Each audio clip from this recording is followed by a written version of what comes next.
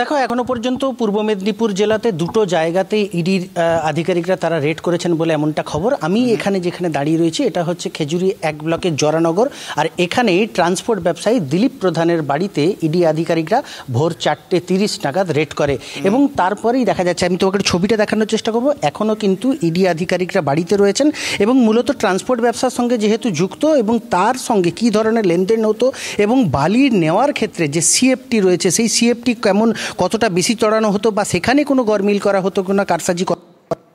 সমস্ত তথ্য নেওয়ার চেষ্টা করছে। তার পাশাপাশি তুমি জানো এই মুহূর্তে কিন্তু পূর্ব মেদিনীপুরে এই যে সুবর্ণরেখার বালি, সেই বালি কিন্তু কার্যত 250 থেকে 300 সিএফটির যে বালিগুলো আসছে সেটি ক্ষেত্রে কোথাও বিভিন্ন বালির যে গুণগত মান, সেই গুণগত মান অনুযায়ী কিন্তু দাম চলছে। অর্থাৎ কোথাও 20,000 টাকা, কোথাও 21,000, 22,000, 24,000 টাকা পর্যন্ত একটি গাড়িতে যে বালি আসে সেই বালির পরিমাণের যে ধার্য মূল্য সেটা কিন্তু চলছে। কিন্তু এই যে বালি যে লোড করে সেখান থেকে সুবর্ণরেখা বা ঝাড়গ্রাম বিভিন্ন জায়গা থেকে আসে, এসে কিভাবে কতটা পরিমাণ বালি তোলা হয় বা সরকারি চালানে কতটা দেখানো হয় সেই বিষয়টা সেই যাবতীয় বিষয়গুলোর খোঁজ খবর করতেই ইডির মূলত আজ এই দিকে দিকে তল্লাশি।